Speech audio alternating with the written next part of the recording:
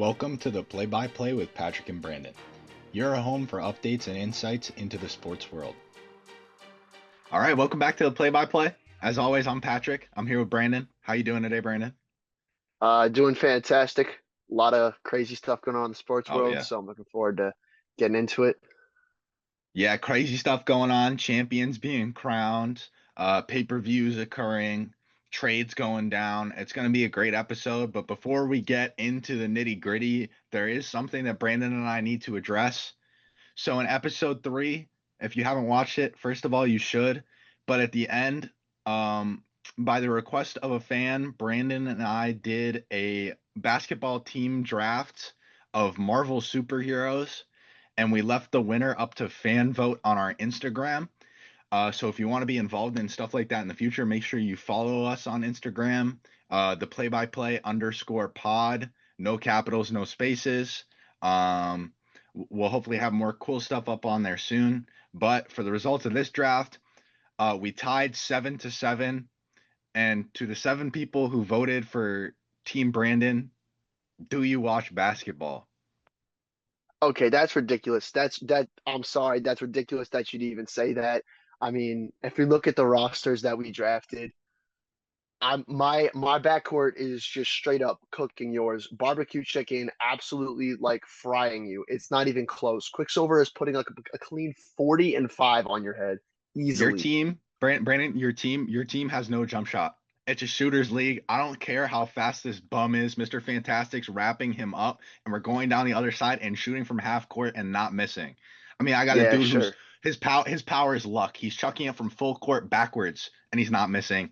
We got Bullseye, he's not missing. We got Cyclops, he's not missing, and we got 2 big dudes down low ready to play some defense. Your team is not built for us.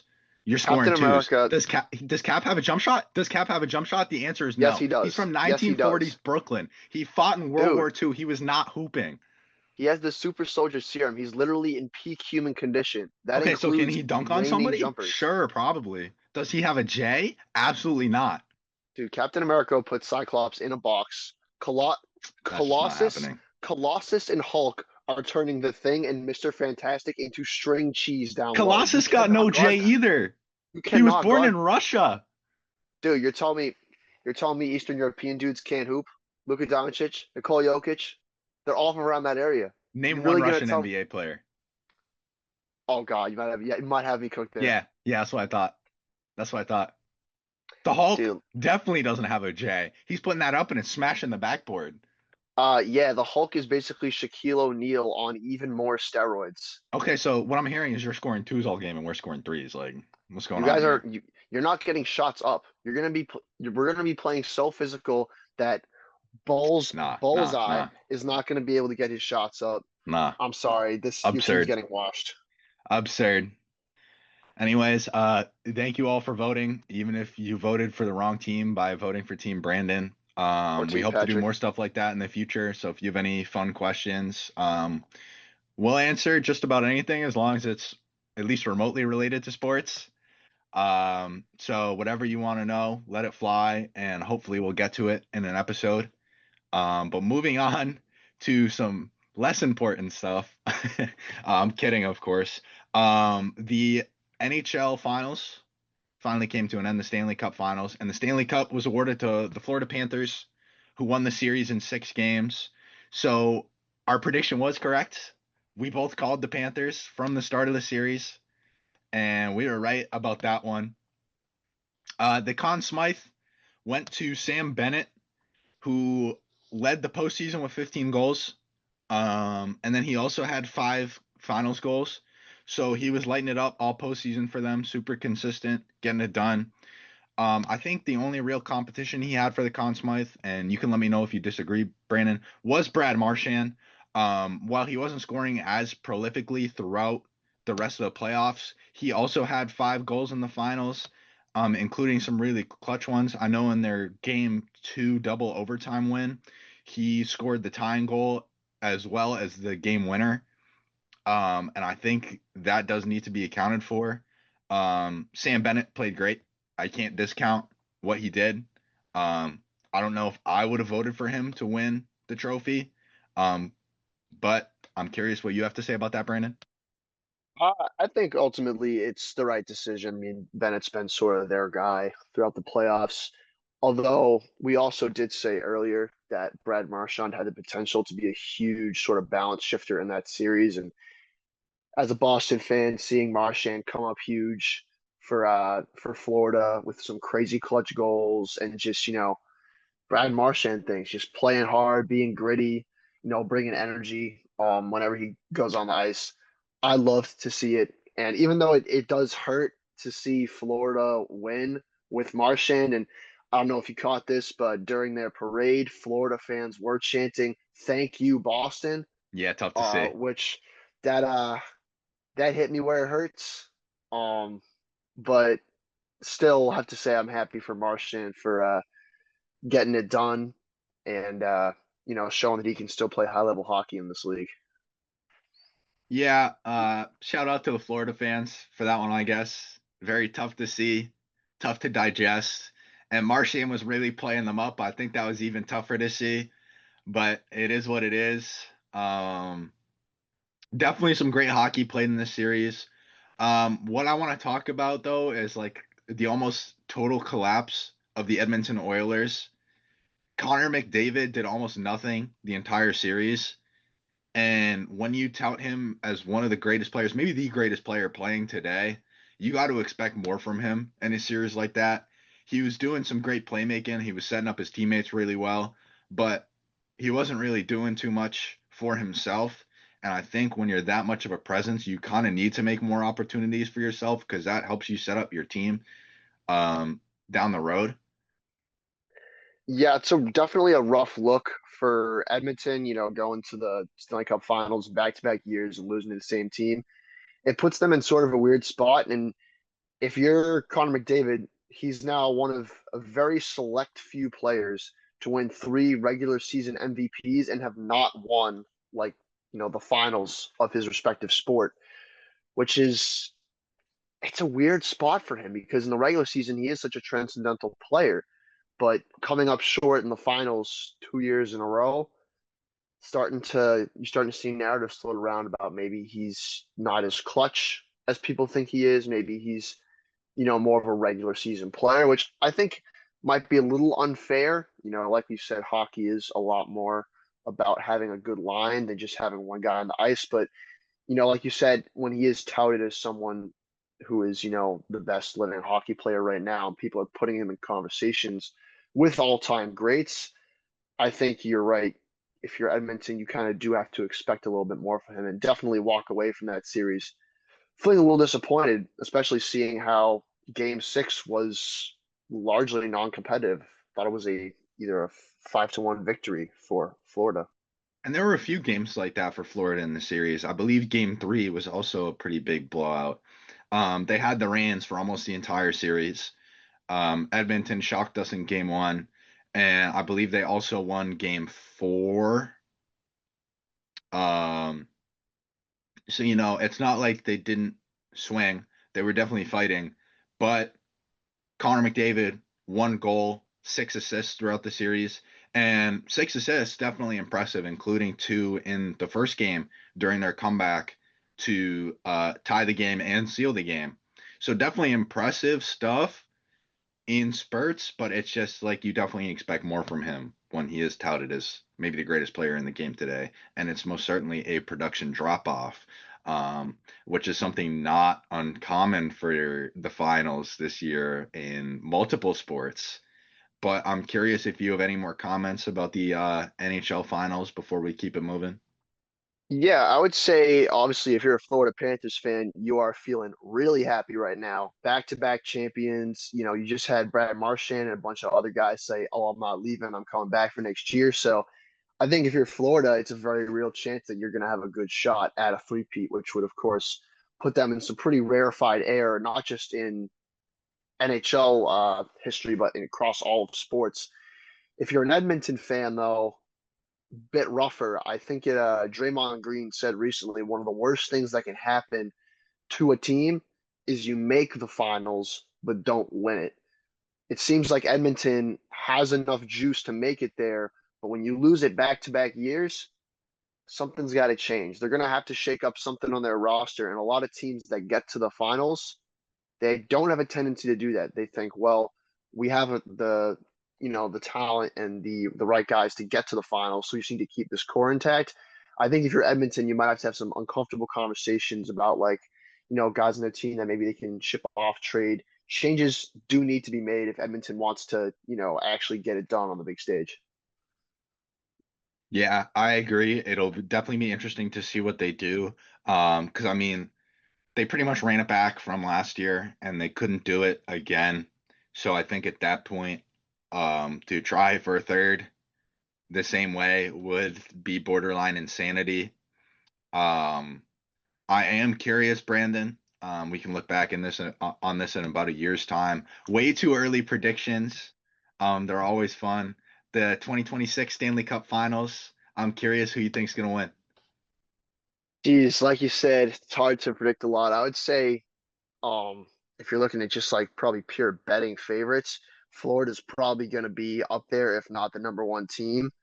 Um, I would love to see Dallas make another run at it. I don't know why I like the Dallas Stars. They got good uniforms and they definitely made a deep run in the playoffs. So I'd like to see them get in the mix. And as much as it pains me to say it, for the first time in probably a while, the Boston Bruins will be nowhere close to the top of that list, which just drives me insane. Um, Drives me and my dad insane looking at the roster choices and management decisions the Bruins have made. But re-signing after trading Marchand and then re-signing uh, Don Sweeney, I don't see them being more than a .500 team next year, which is beyond frustrating. Yeah, I think the entire city of Boston cried when Don Sweeney was re-signed. I don't think anyone has been very supportive of many of the decisions he's made. The Bruins are kind of stuck in a strange middle spot where we've offloaded a lot of our older guys, but we're still not fully committed to like a retool and a rebuild. So it's kind of interesting because we do still have some of the guys from the old guard, and they're definitely not the older guys, but it's just kind of interesting where we're not committing to contending or rebuilding. You never want to see a franchise like that, especially if you get stuck there for way too long. The Bruins not quite there yet, but it's looking scary moving forward. And as far as your predictions, I mean, I agree with basically everything you said. One other team I'm going to be keeping a sneaky eye on personally is going to be the Hurricanes. I think they've just been so good for like consistently good for quite a few years, and they haven't been able to get it done yet. But anything can happen. You know, somebody gets injured, one series slides the wrong way. I could definitely see them getting it done. Um, but I'm excited. It's going to be an unfortunate summer without hockey and basketball. But speaking of basketball, we just last night, and the reason why we're recording this early Monday morning is because of the NBA Finals. Last night, a winner was crowned. The Oklahoma City Thunder do it in 7 games.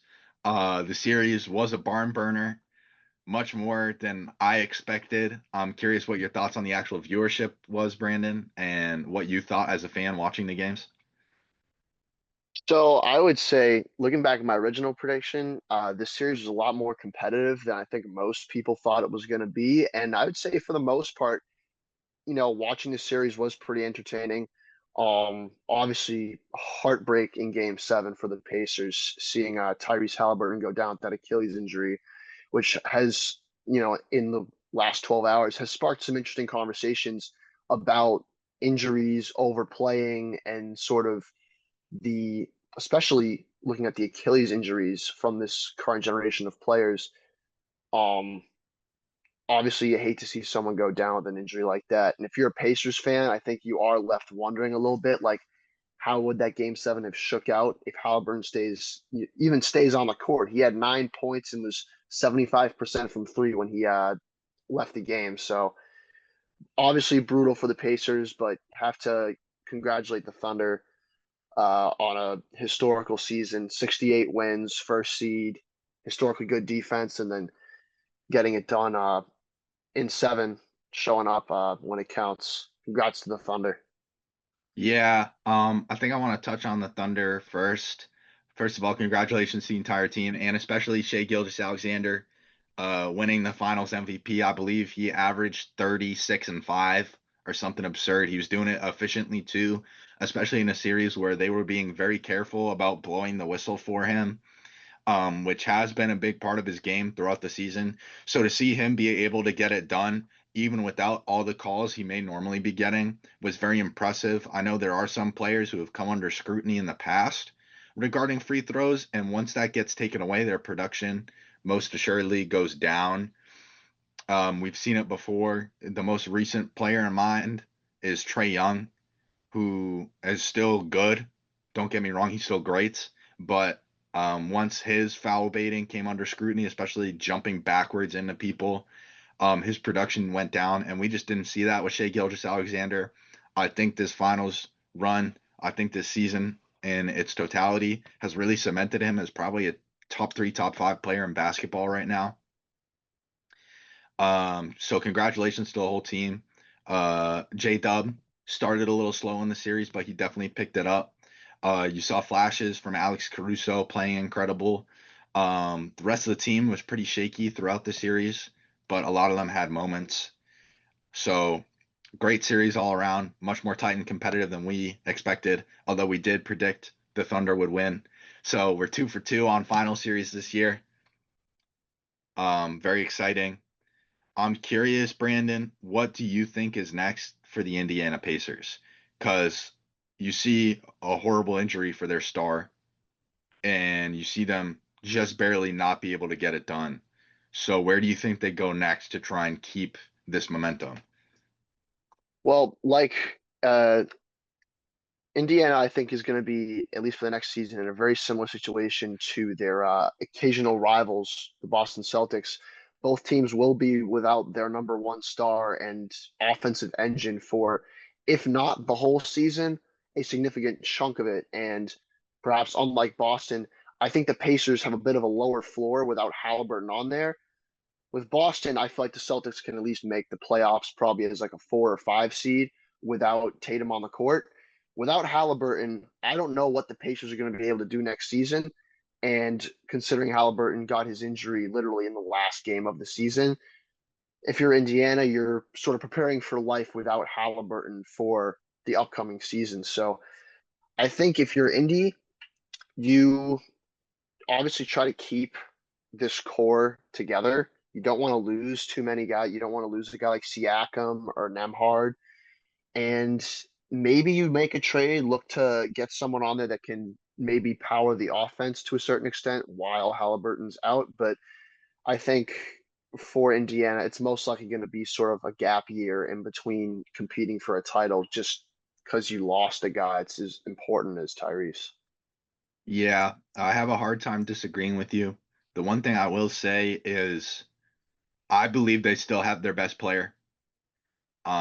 We saw it in these playoffs. Pascal Siakam was getting it done the most consistently for them, and they still have him. They still have a great, strong team.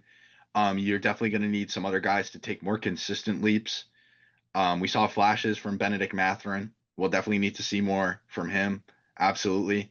Um, we need to see more from Obi Toppin. A lot of those guys are just going to need to step up to make it another competitive year.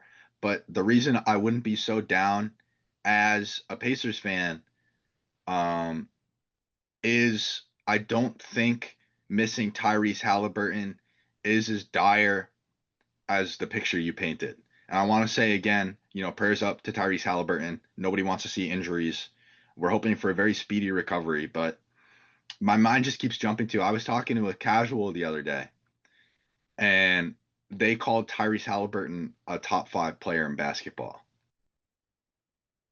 I wouldn't And quite go that far. Tyrese Halliburton's incredible. Don't get me wrong, incredible playmaker.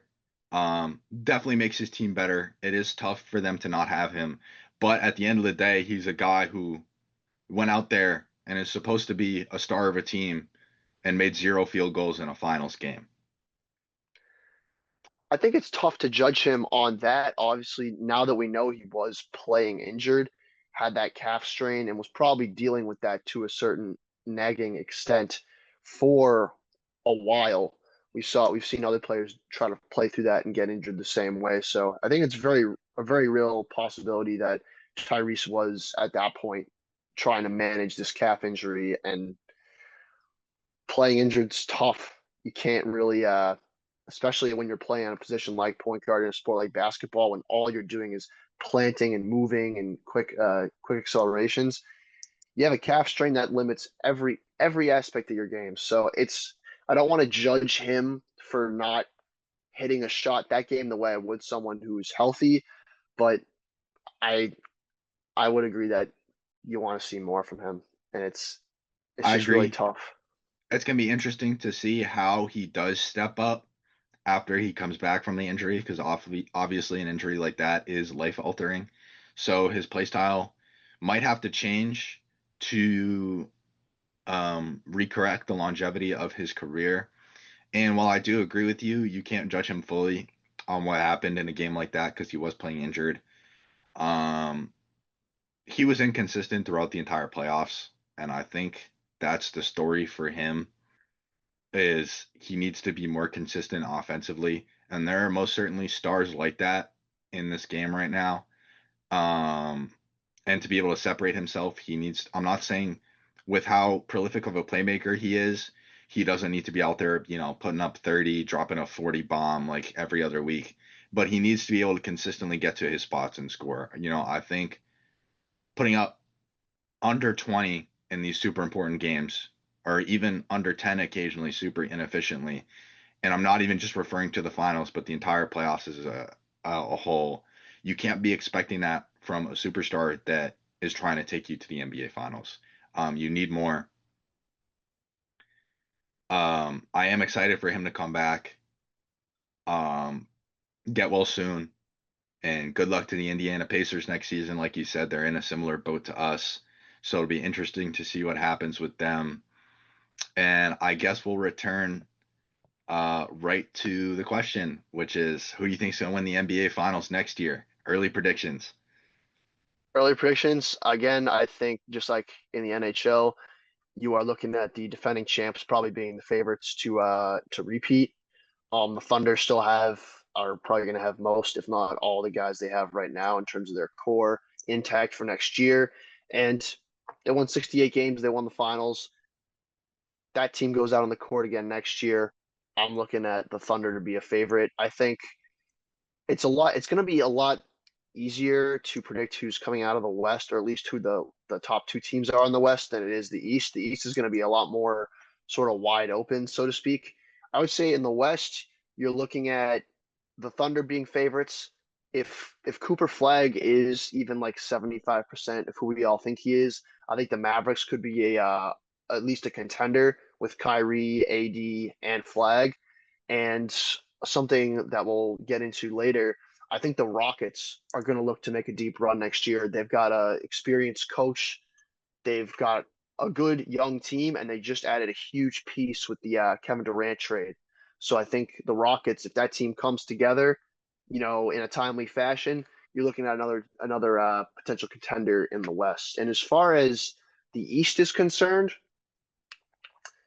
the Pacers are going to be without Halliburton. I don't know if his timetable, obviously, since it happened just last night, it's hard to tell what his timetable for return is going to be.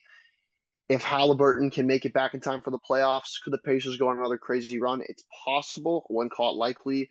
I think the Knicks will probably be in the mix next year. I don't know if they'll be able to make it to the finals, but they'll be competing with the top teams in the East. I think Detroit is going to be good next year. Again, that's another team that has a good young core. Cade Cunningham has developed really nicely. They've got good pieces around him. So I think the Pistons will probably be in the mix for top five, top four in the East. And then as much as, people could call me a homer for this, the Celtics still have a chance. They still have a chance for next year if Tatum's recovery is going as good as people have been saying it is, if his timeline is what people think it's going to be. He could definitely come back for the playoffs. And if you're the Celtics and you get to the playoffs as a 5 or a 4 seed and you get Tatum back, I don't see any reason that you can't go on a run. So I think it'll definitely be competitive in the East. You might see a lot of teams hovering around that high 40, low 50 win mark, which is going to make the playoff race really exciting, seeing how the seeding shakes up. But I'd say if you're looking at like your top 4 or 5 teams, I'd say Detroit, Boston, New York, Indy, maybe the Sixers. All hard to tell. The rest of the East is pretty wide open in that respect. Yeah, so obviously you mentioned the Oklahoma City Thunder first, and like right now, obviously, since this is a way too early prediction, it's really hard to bet against them. I want to touch on the East just like you did. I think I have two shouts that I want to make because it really is a wide open game. Looking at it next year, my heart of hearts wants to say the Boston Celtics, but I am going to reserve myself for now. I need to see Jason Tatum actually come back and produce before I bet on the C's. Um, Two of the juggernauts in the East next year are going to be the Cavs and the Knicks, who I think this year both proved that the way they are right now, they're not capable of winning the championship. You have a Knicks team who is tooled solely to beat the Celtics, and then they got smoked by an underdog Pacers team. I think a coaching change might help them for sure. I think Thibodeau has a tendency to run his guys into the dirt. And if you're looking to make a deep playoff run, you need a little bit more management than that. I mean, we've seen it with other teams in recent history. I think one of the reasons the Miami Heat weren't able to get it done is because Jimmy Butler killed himself in the playoffs. Um, so it'll be interesting to see what the Knicks do, but I don't believe they can do it as of right now. The other juggernaut, the Cavaliers, I don't believe they can do it either. Donovan Mitchell, people will call him an incredible playoff performer. He averaged, I don't even know how many points these playoffs. It was pretty absurd. But when it comes down to moments, he has not been able to get it done, no matter what core he's had around him. He had great Jazz teams where he couldn't get it done, couldn't even get close. This Cavs team won 67 games, something like that, and they couldn't get it done either. They don't even make their way to the conference finals. So I'm not saying I'm writing those teams off, but I am saying I'm expecting more of the same, which would be a great regular season and then not too much in the postseason. The two teams I do want to shout out, the Detroit Pistons, you already mentioned. I think that's a great shout. I think Cade Cunningham's only going to continue to get better, and that team is really young.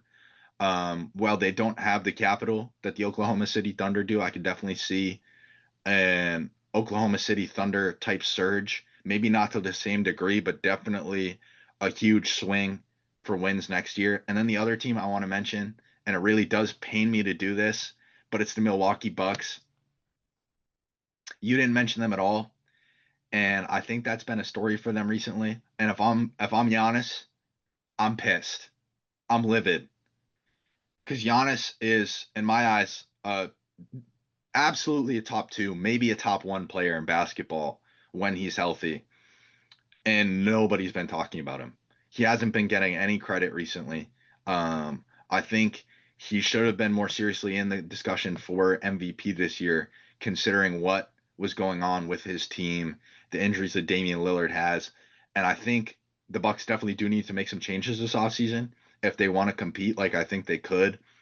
I'm not saying you need to move on from Damian Lillard, but I think he's getting older and he's showing how injury prone he's been. So something needs to change. But if I'm Giannis, I'm ready to raise hell. And where that leads, I don't know. It could be a first round exit. It could be the NBA Finals. It's really hard to tell, but I will be keeping an eye on them.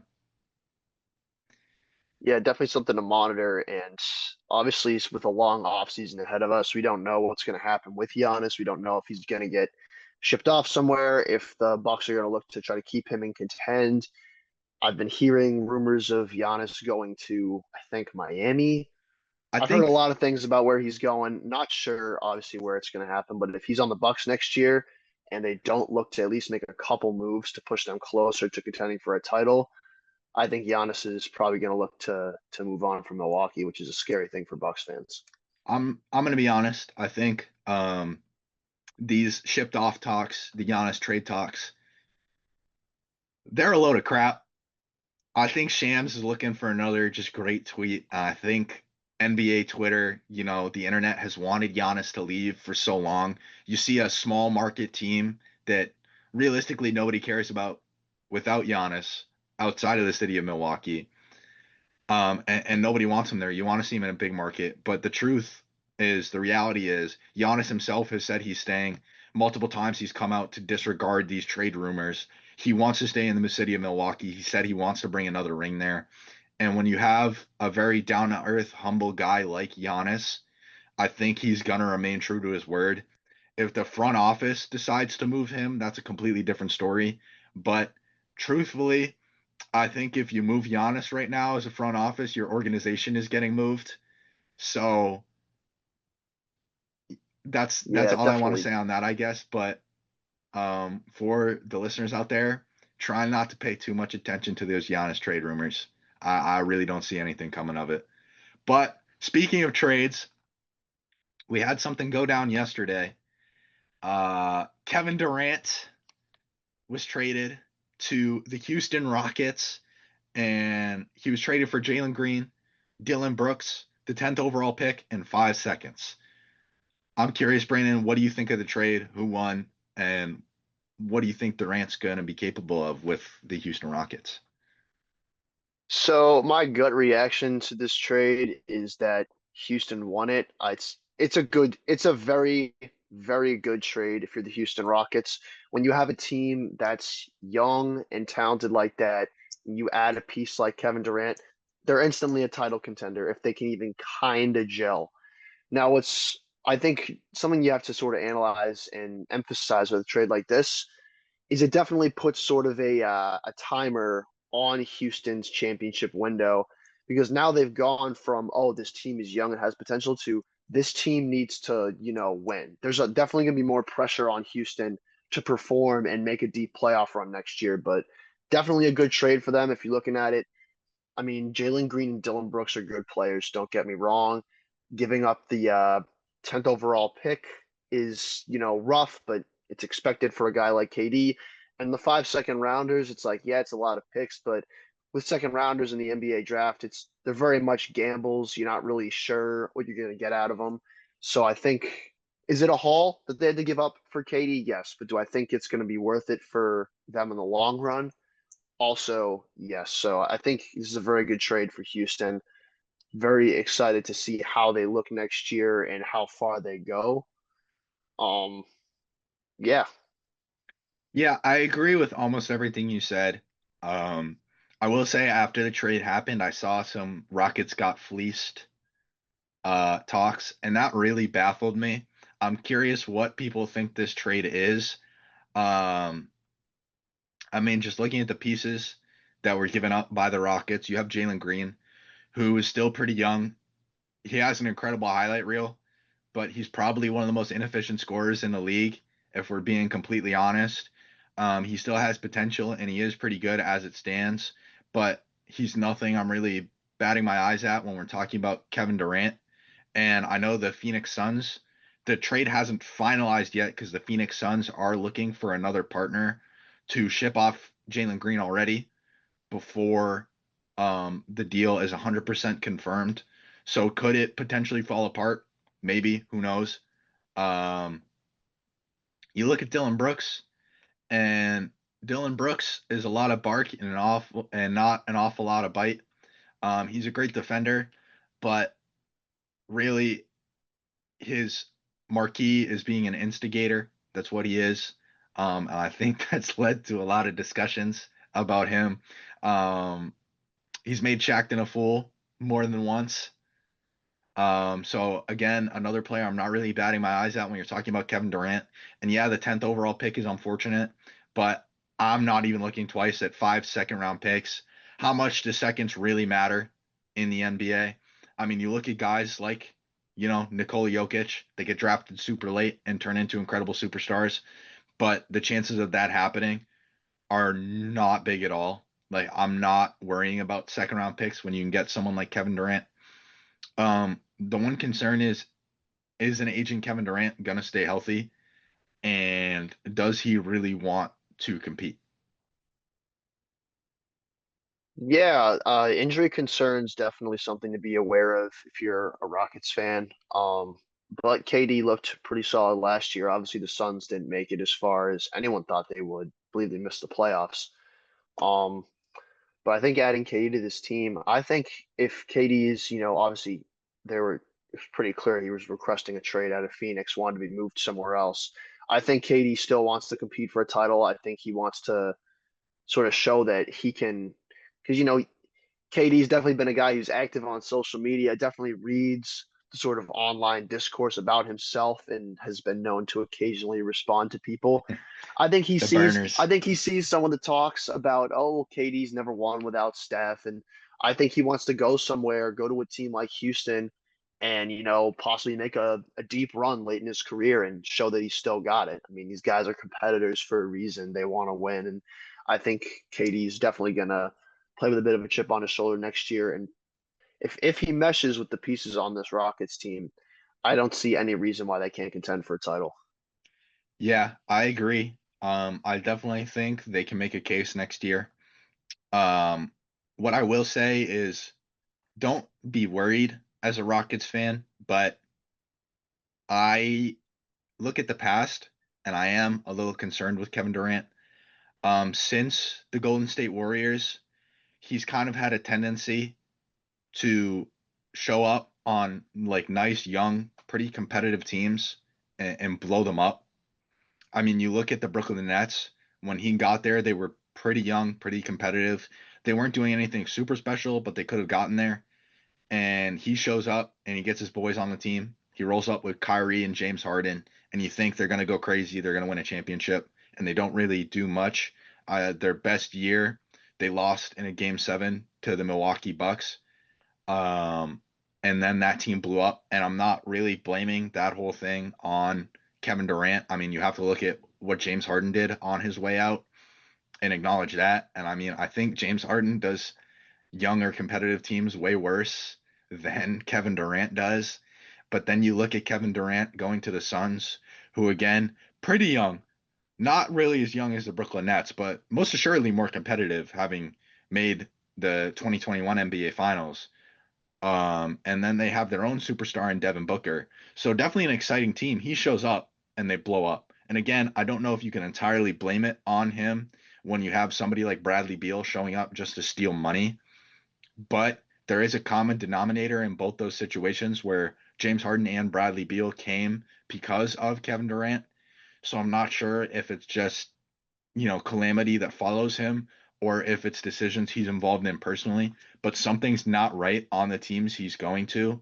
And I am curious to see what happens and if the Rockets don't click immediately, if they make some changes that should not be made.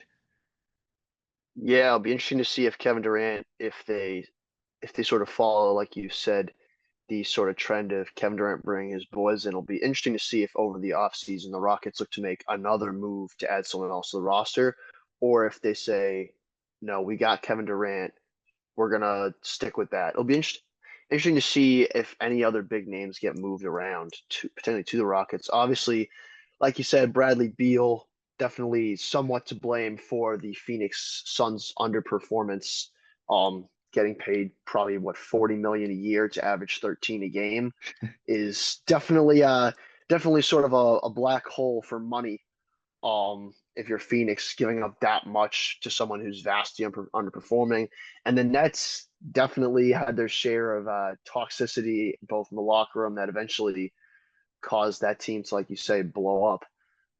So yeah, I think in the back of a lot of Rockets fans' minds is probably going to be the worry that like, oh, if this team is like 25 and 24 at the trade deadline or whatever, do they make a trade and send off even more young pieces to get one of Kevin Durant's guys? And if that happens, I think you might be looking at like, writing on the wall. Yeah. Obviously, we can't predict the future. So as a Rockets fan, I would still be very excited. Who knows if any of that's actually going to happen? And as of right now, um, they didn't give up the world for Kevin Durant. They still have their all-star in Alperen Şengün, who's still young, still going to keep getting better. And then they have a ton of other great young pieces. I mean, you look at Amen Thompson. on that team, prolific defender, and is only going to get more consistent on the offensive side of the ball. So it's a very exciting time in Houston. Um, but moving on, we have trade talks, or not just trade talks, but actual trades going on around the world of sports, and I'm referring specifically to Rafael Devers. So this one really stings for us. Rafael Devers was on the Red Sox for, I believe, 9 years. He won the World Series with us in 2018. I believe he might have been the last person on that team, the last, like, you know, person that really performed for that team to still be with the team. So it's really unfortunate. It's most assuredly the end of an era. Looking at what we got in return for Rafael Devers, we got two pitchers and Kyle Harrison and Jordan Hicks, and then we got a couple prospects in the minors, James Tibbs III and Jose Bello.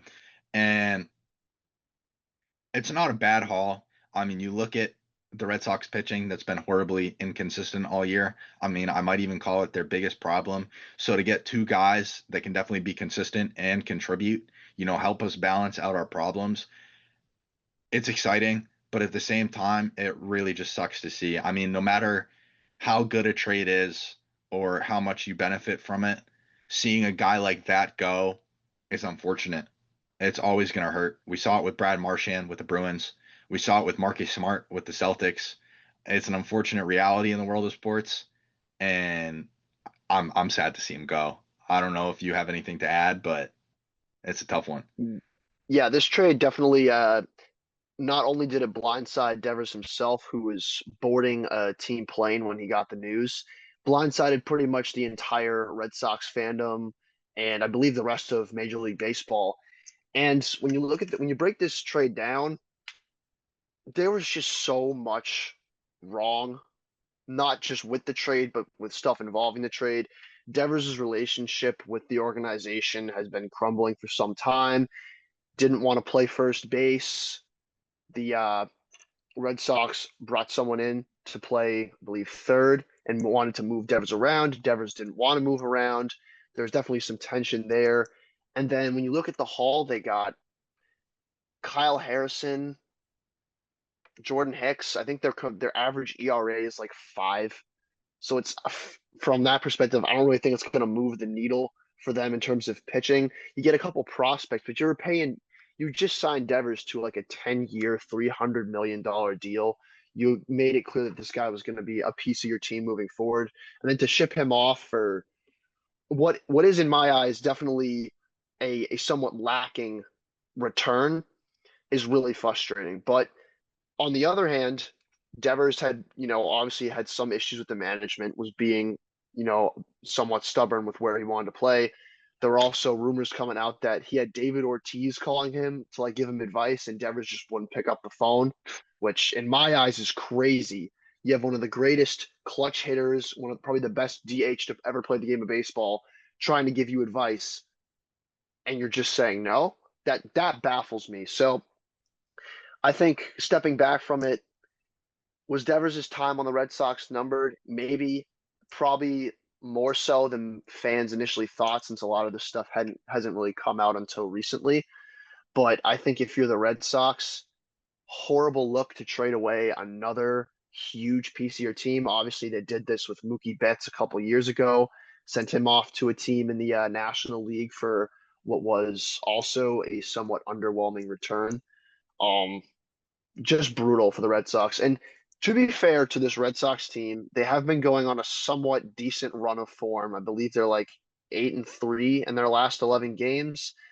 But what really stung, I think, was over the weekend matching up against the San Francisco Giants, who they traded Devers to. I believe their most recent two games were both against the Giants. They lost those games 3-2 and 9-5. And I know for a fact in that first game, 3-2 loss, Rafael Devers hit an absolute bomb home run, which I mean, hard to sort of elaborate much more on what that means. It's like you traded this guy away and now he's taking one of your starting pitchers' yard, for his new team. It's brutal for Red Sox fans. It really is. Revenge games are most certainly an interesting topic in the world of sports. I mean, plain and simple, that's what that is. You have a guy that's still bitter, coming back and really probably wanting to beat you into the dirt. Um, so it's interesting to see. And honestly, I mean, putting aside the Boston bias, good for him. I know revenge games are an interesting topic in my household. I mean, I've been waiting for a Marcus Smart revenge game for God knows how long, but I don't even think he's been healthy enough to play against the Celtics again yet. He might have played us once with the Wizards, and I don't think much happened, unfortunately. But good for Rafael Devers to get that. It does really suck to see him go, especially when I think the trade was really just for some consistency. It wasn't for anything prolific. But I think that's enough on that because we still got quite a bit to cover. Lots in the world of fighting. We got a couple big things going on in the UFC. Brandon, I imagine you'll want to take the reins on that. Yeah, so last Saturday, UFC Baku went down. I believe that's in Azerbaijan. So it's their first UFC card ever. Featured in the main event two light heavyweights. Khalil Roundtree Jr. defeated Jamal Hill by unanimous decision. Wasn't the most exciting fight ever, but it definitely was a dominant victory for Roundtree. He had multiple knockdowns, ate up Jamal Hill's leg with the calf kicks. So good performance from him. Roundtree's looking to move probably a fight away from another title shot, and Jamal Hill is now on a three-fight losing skid. Uh, got knocked out in the first round by Alex Pereira at UFC 300. Then he goes down to Jiri Prohaska by knockout in round three, and now a unanimous decision loss. So not sure what's next for Jamal Hill. People have been talking about him potentially moving up or moving down a weight division.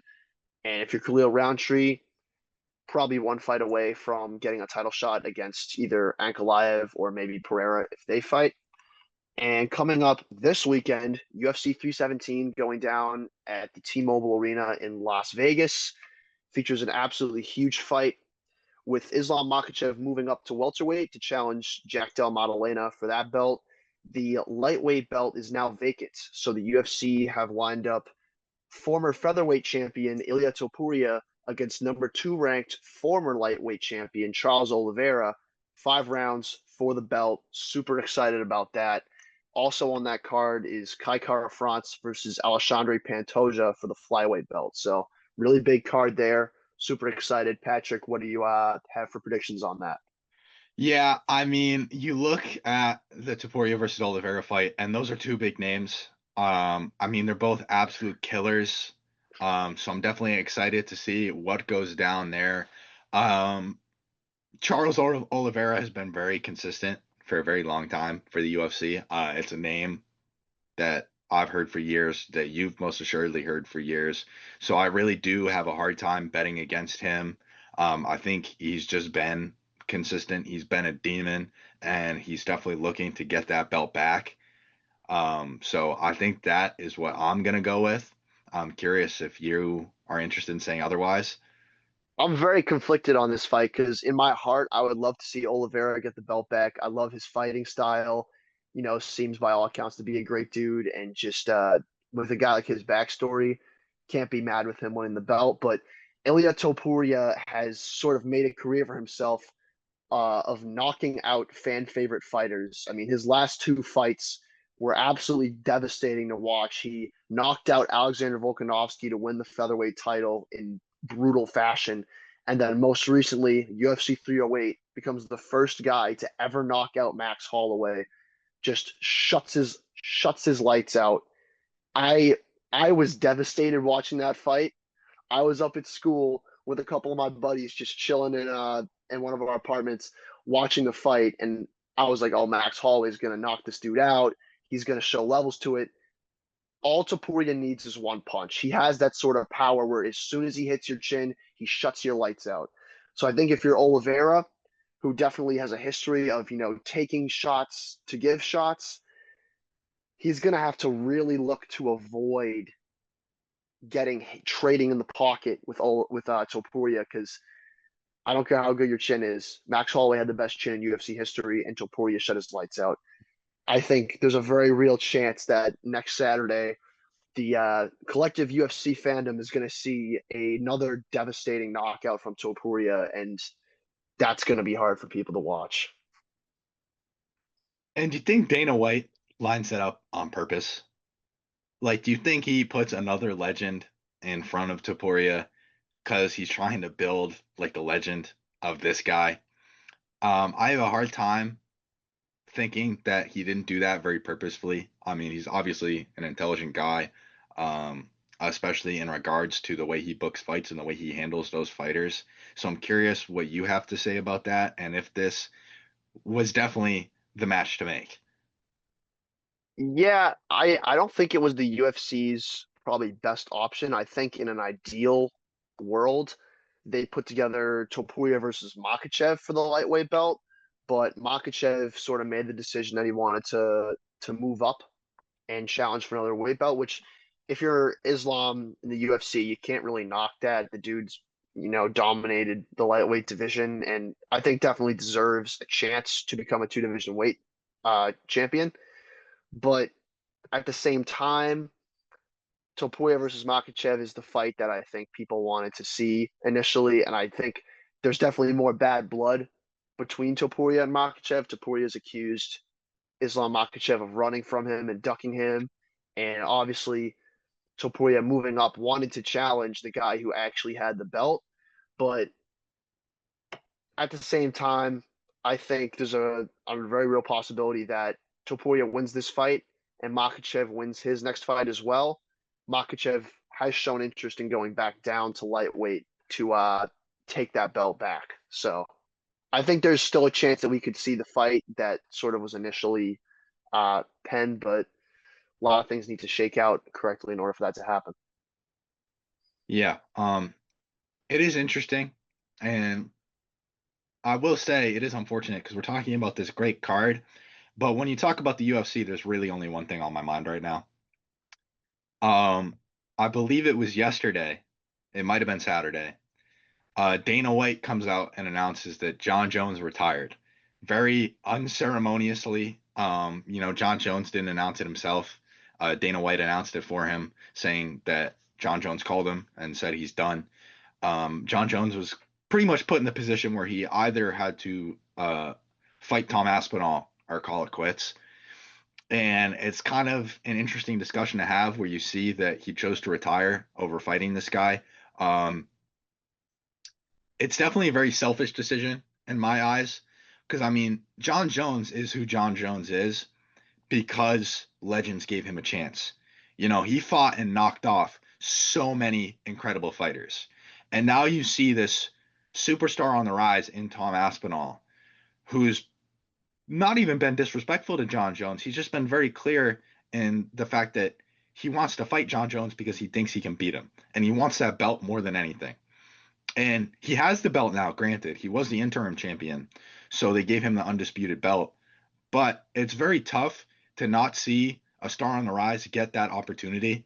And would he have beat Jon Jones? I think so, but who knows? And if he loses, that's tough. That's unfortunate. But a win there is a career maker. You're cemented in history for doing that. So I'm curious what you think about Jon Jones's retirement, Brandon. And then I want to get into some discussions about the legacy of Jon Jones. Yeah, so when looking at this retirement, I know Dana White came out and said that Jon Jones has never ducked anyone in his career. I think Dana White is lying through his teeth on that one. I think calling Jon Jones's retirement anything but ducking Tom Aspinall is just ignoring a lot of things. He ducked him. He didn't want to fight him. He saw Tom Aspinall as a threat to his legacy, a threat to his undefeated record, and said, "You know what? I'm retiring." That's plain and simple. And I think it's really frustrating to see because in terms of the age difference, Jon Jones is 37. Tom Aspinall, I want to say, is 31, maybe 32 years old. Daniel Cormier was 37, 38 years old when he fought Jon Jones. He took out, got Glover Teixeira was older than he was. Vitor Belfort, Rashad Evans, Lyoto Machida, Marsurio Shogun Hua, all these guys were much older than Jon Jones when Jon Jones fought them. There is no reason that Jon Jones shouldn't have fought Tom Aspinall. If we're looking at it from a purely putting aside whether Jon Jones is afraid of losing, if we're looking at fights that should have happened, undisputed versus interim champ, absolutely should have happened. It is a It's duck, selfish. and it is selfish. You're not giving Aspinall the same chance to cement himself the way that these other legends of the sport gave to you. And you're also, you're robbing the fans of what probably would have been the biggest fight in UFC history since McGregor took on Habib. You have robbed the fans of that. We're never gonna know now. And this is Jon Jones is no stranger to doing this. He ducked Francis Ngannou for a couple years because he didn't want to fight him. Moved up to heavyweight, got two pretty cherry picked fights to get the belt and defend it. And It really is it is selfish. it is. I mean, like you look at what even just put this fans aside for a second, what the fans want to see. You look at what the sport has done for Jon Jones. He's a star. He's made millions of dollars. He's a household name. You look at what other legends did for Jon Jones and giving him opportunities even in their age. That's what made Jon Jones Jon Jones. And then you look at what Dana White has done for Jon Jones. I mean, whether you like Dana White or you don't like Dana White has given Jon Jones the world. He let him do basically whatever he wanted for years. Um, Jon Jones has been part of not a small amount of scandals in regards to drugs of multiple varieties, and he's still here. He's still doing his thing. And then you get to this fight, and Dana White finally puts his foot down. He asks you to do this one thing. The UFC asks you to do this one thing, and you're telling me you can't give back just this once on the way out the door. And imagine even if you win, you destroy this up and coming tank that knocks out almost everyone he fights. I mean, what could that do for your legacy? I think you're dismissing Tom Aspinall, you're dismissing the UFC, and you're kind of dismissing yourself because now everyone knows that at the end of the day, you're scared. It's yeah, I agree with everything you just said. And what I think is another crazy fold to this is there were rumors that Jon Jones was asking for a crazy amount of money for this fight.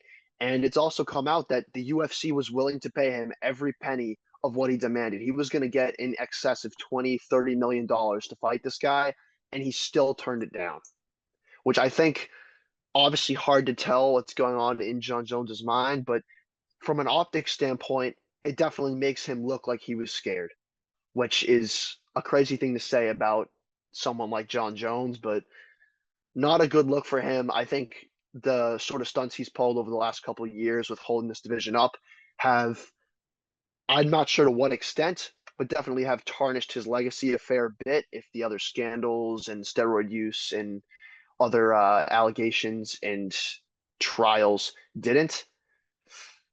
This looks really bad. This definitely is going to mess with his legacy in the sport, probably for years to come. So Yeah. And let me ask you this. I want to ask you one question. You did just talk about legacy, so I want to touch on that, and then we're gonna move on. We are running a little long today, but that's okay. Um, so Jon Jones, 28 wins and one loss, and the loss, as you've explained to me, not really a loss. It was a disqualification. He didn't straight up lose that fight clean. Um, he has 11 knockout victories, seven submission victories. He's two-time light heavyweight champion, one-time heavyweight champion. The most successful title defenses in UFC history. I believe the most title defenses, period. So even with his unceremonious retirement, all the scandal, the way he's gone out, is Jon Jones the GOAT? I know a lot of modern UFC fans would probably say so, and it is a very disputed title. I think you have a couple people in contention. So I'm curious, as a UFC junkie that you are, Brandon, what's your opinion? I would say, as is there a case to be made for Jon Jones being the GOAT? Yes. I don't like the guy personally, but he does have a pretty good, pretty good record. Going up and winning the heavyweight title is a huge accomplishment. However, there are two names that I think you could seriously consider putting above Jon Jones. if you're going to have this conversation. One of them would be Demetrius Johnson.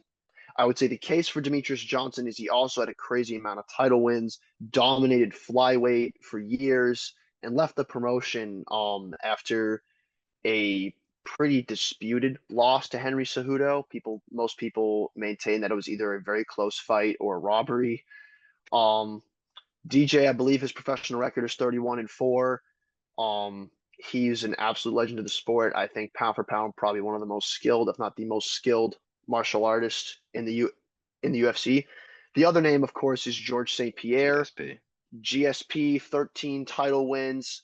You know, he has a professional record, I believe, of 26 wins, 2 losses.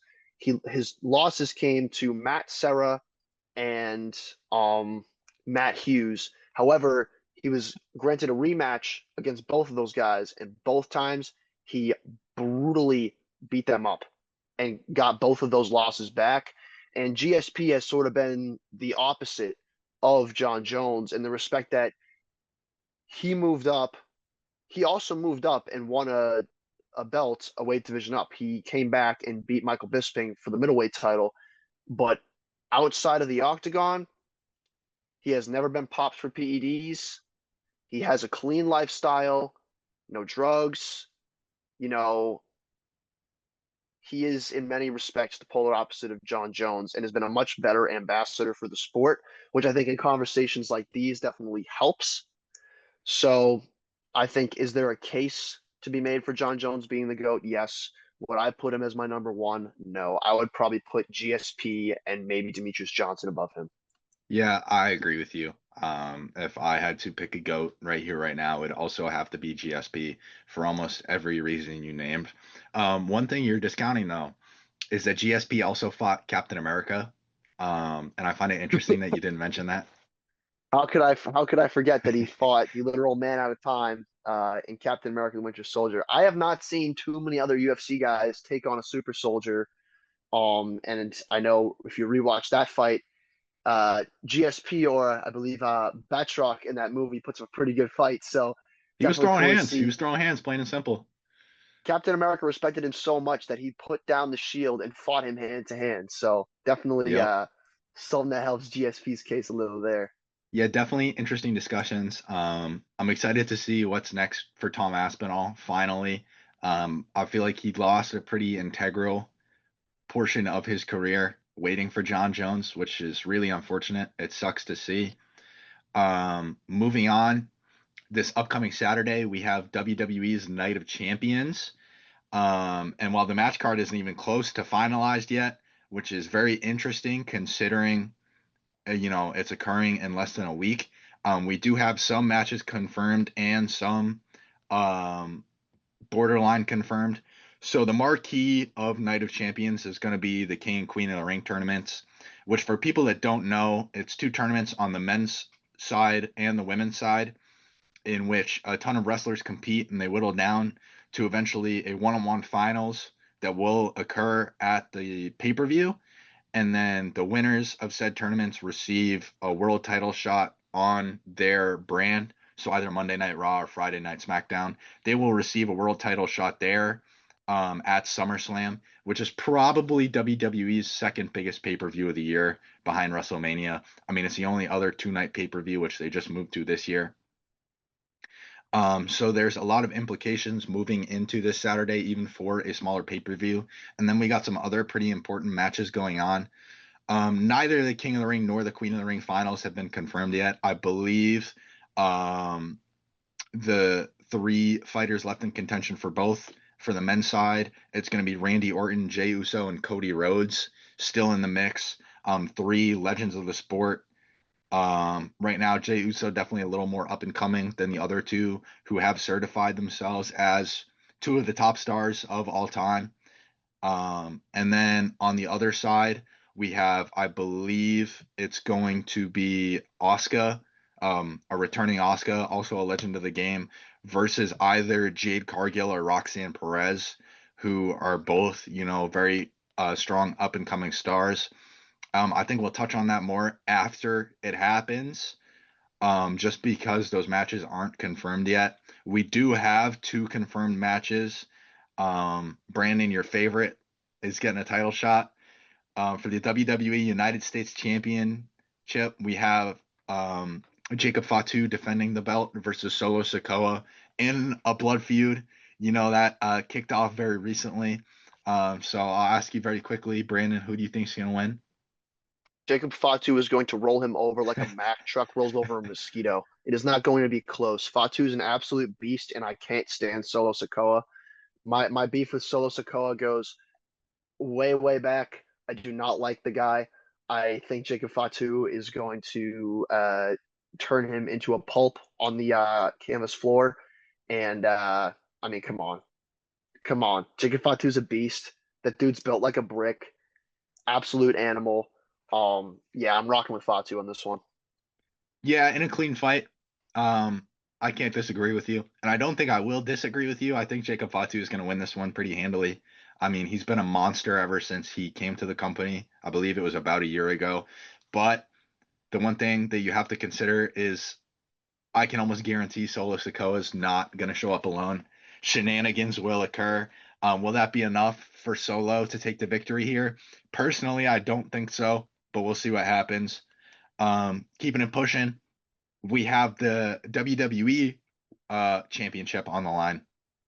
And this is a match that has happened many times before, but not in a long time. So it's very interesting. We are reigniting an old feud, perhaps one of the greatest feuds of all time, in John Cena, who's defending the belt, versus CM Punk.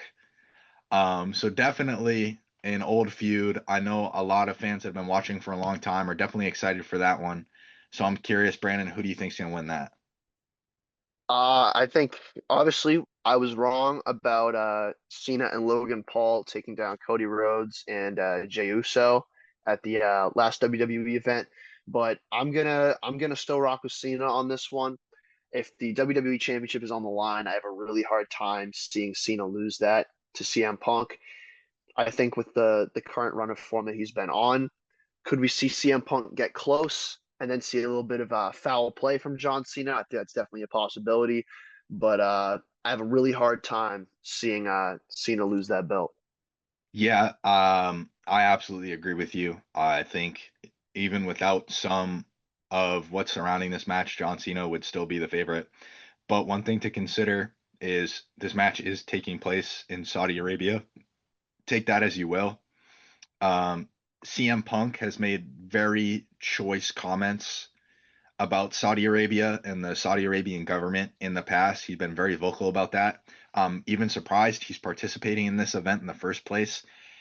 The second he shows up in that arena, he's going to get booed to hell. It's going to be absolutely absurd. It's going to be quite the change up from, a normal US event where CM Punk is pretty beloved by most people. Um, yeah, CM Punk is not winning in Saudi Arabia. There is a less than 0% chance, I think, that he walks away with that belt just based on where it is and the involvement that the Saudi Arabian government has had in the past in, booking their matches that occur over there. I mean, I even look at they convinced like Shawn Michaels and Kane to come out of retirement so Degeneration X could wrestle the Brothers of Destruction in Saudi Arabia. Years back, they paid them all millions of dollars. Um, they definitely are going to have some say in this one, unfortunately, and that's something that you hate to hear. But of course, it's decided before it happens because I mean, obviously, it's scripted, but this one was decided the second it was announced. I mean, there's no consideration happening here. It's John Cena's going to win. And Yep. those are the two matches that we have announced. So we're going to roll into some fan questions. We have two that I want to address for this episode. And just to reiterate for everyone listening, um, in our link tree, in our Instagram bio, and on our YouTube, and I believe it's on our Spotify as well, we do have the question submission form attached. So if you ever want to ask us anything, drop it in there. We look at it before every episode and we'll pick a couple questions out for sure. Definitely do that. So I think we're gonna kick it off. We have a question from Thomas T in Boston, Massachusetts, and he asks, Which sport has the best athletes? Would you like to start, Brandon? Dang, this is a really good question. If we're looking at overall athletic ability and sort of the ability to do a lot of things at a high level, my gut is leaning to either American football or, and this is something that I don't talk about a ton, part of me's thinking soccer. I think a lot of American football players obviously have the sort of explosive speed. They have the toughness. They have incredible hand-eye coordination, especially if you're playing a skill position like cornerback or wide receiver or running back. I think they have a lot of skills in football that sort of translate into a lot of different sports. Obviously, the explosiveness. You see all these NFL players just picking up a basketball. They're jacked. They're like 280 pounds and they're still dunking, which I think is crazy. But then another shout I want to give is soccer players. Soccer players have insane levels of endurance. I mean, you see it a lot at the high school and even the collegiate level of soccer players becoming incredible track and field athletes because it's constant movement and the field is so large. They have so much ground to cover and there's just so much um movement and so much stamina required to play soccer at a high level. I think a lot of soccer players are really tremendous all-around athletes. Obviously, the control they have with their feet over the ball and some of the stuff that these guys can do is to me very impressive. And I think from a well-rounded perspective, a lot of these soccer players, both soccer players that I know personally and soccer players that you see at the professional level are tremendous all-around athletes. So I would say American football and soccer deserve recognition in that. Brandon, I think you're definitely discounting fencing on this one. If we're being plain and simple, I can't even keep a straight face with this one. I mean, fencing definitely has some great athletes, but it's a sport where you don't have to be athletic to be good, which I think is interesting. But moving on to an actual answer, I mean, I think both the answers you gave were really good. I mean, you look at soccer players and their cardio machines, and then you have so many different types of athlete in football. I think the answer I'm going to give is different than both. And when I answer this question, I'm looking for athletes where across the board, they have to be strong, they have to be fast, they have to be agile, they have to have fine motor skills. And I think the sport that does that better than any other sport is basketball. And when I saw this question first, I was considering American football and I was weighing it against basketball. I mean, I think in my eyes, those are the top two where you really do just need to have everything. And I think the only reason I'm taking basketball over something like football is because basically every player on the court, every player on a 15-man roster needs to, embody all aspects of athleticism to a degree. And I mean, there are certain people that do get around that. Like you're not seeing Rudy Gobert, full court sprinting a fast break. But by and large, almost every player on the basketball court needs to be explosive, needs to be strong, needs to be fast, needs to have great fine motor skills. Whereas you look at football, you have an offensive lineman who's definitely huge, strong, but they're not going to be quick and they might not necessarily have like the fine motor skills that like a quarterback with a throw or a receiver with a catch has, or even like the footwork of a corner. It's just, the necessity of the sport requires those athletes to hone in on very specific things, whereas I think the athleticism in basketball is more broad. Yeah, I can see your argument with that. I think there's definitely a lot of O linemen that make incredible shot putters, discus, hammer throw, stuff like that. But I think I see where you're coming from with, everyone on a basketball court has a similar level of all around athleticism. And I definitely obviously football's a bit more specialized. But some of these football players, you look at guys like Aaron Donald, They that got dude some is an freaks out there. absolute tank. He's like 290 pounds of lean muscle. He can dunk. Like he could probably bench like what 500 something pounds. Like there are some absolutely crazy athletic dudes in football. Obviously, Tyreek Hill's name gets brought up a lot.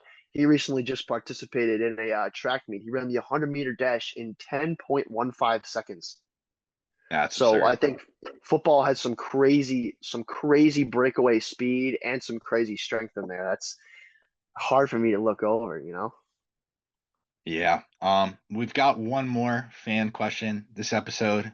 Definitely an interesting one. From Andrew M. in Bridgeport, Connecticut. He says, "Would you be able to do an episode on sports betting? I'd like to hear about parlays, favorite bets, thoughts on sports betting as a whole. Maybe talk about how it affects college athletes and pro athletes." So unfortunately, yeah, we're not doing the whole episode on that. Um, I think first of all, Andrew M., all due respect, you're a bit of a degenerate. Uh, um, so moving on, I mean, I do sports bet a little bit. I think it can definitely add some excitement to events, especially events you might not be as interested in. Brandon, I don't know if you bet at all. I do not sports bet as of right now. I'm still a member of the NCAA, Ugh. run cross country and track. So no sports betting for me.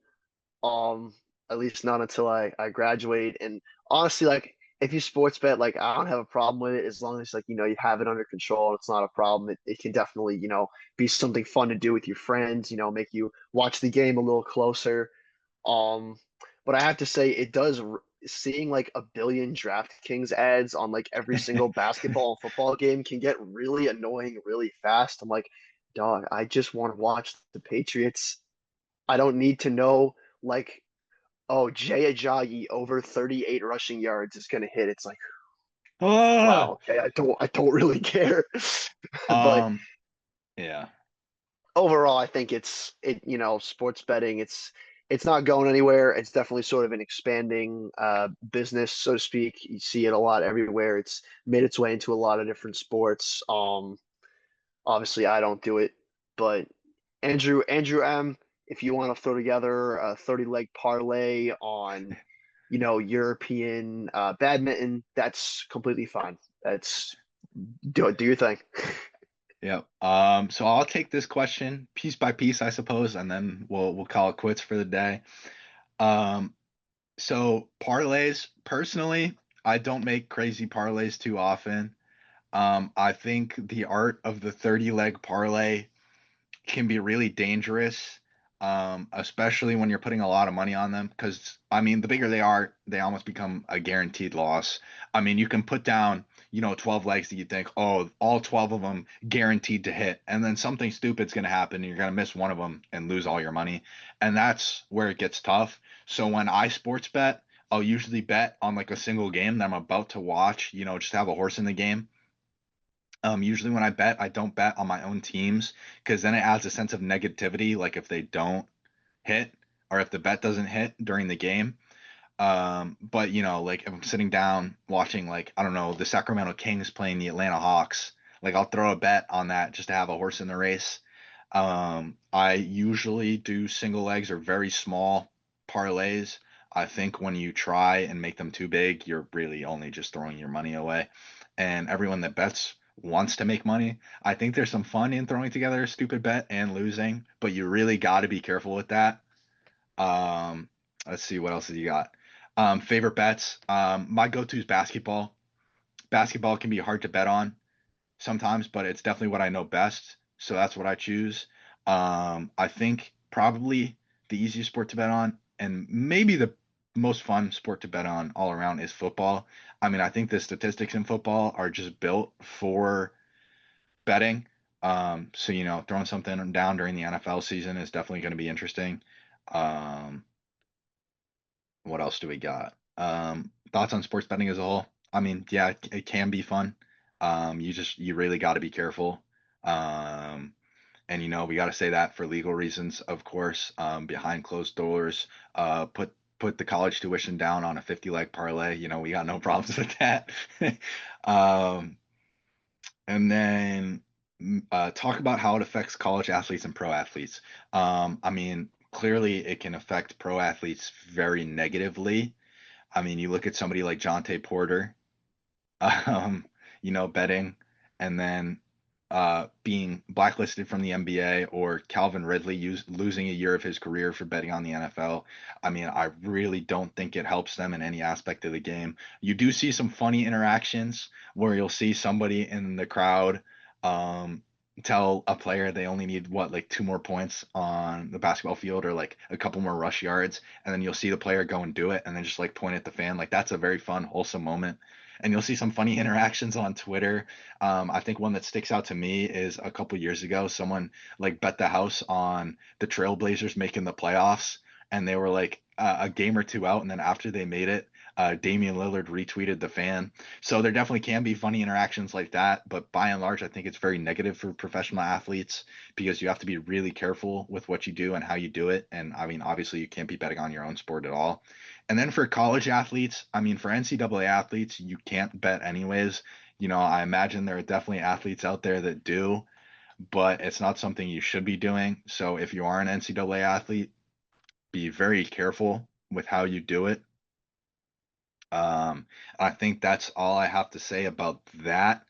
So with that question, that is going to do it for us today. Do you have anything else you want to say, Brandon? No, not much except for that I will be intently watching UFC 317 on Saturday night and can't wait to talk about the results of that. And as a final message, for all of my Boston sports fans out there, I am so sorry that we have had to deal with Don Sweeney and John Henry and Craig Breslow for the past couple of years. It has been absolutely brutal from a management perspective, but things will get better. I can see a world one day where John Henry and Don Sweeney are no longer in control of the Bruins and the Red Sox, and it'll be a good day when that happens. But for now, just hang tight and just hope that please someday we get rid of them and we can actually, become contenders again. All right. I guess I'll say one more time, if you have any questions, anything you want to ask, anything you want us to talk about on the show, make sure to hit up the question submission form and also keep eyes on our Instagram. We post updates every once in a while on our Instagram about episodes and just other like fun things going on. So make sure to check those out and stay in tune. We definitely got a lot more to talk about moving forward. We're still looking to get more guests on the show. So keep a lookout for that. And that's all from us. Thank you for listening and or watching, depending on the platform. Thank you for listening to the Play-by-Play with Patrick and Brandon. Make sure to check out our Instagram and stay on the lookout for new episodes on YouTube or Spotify.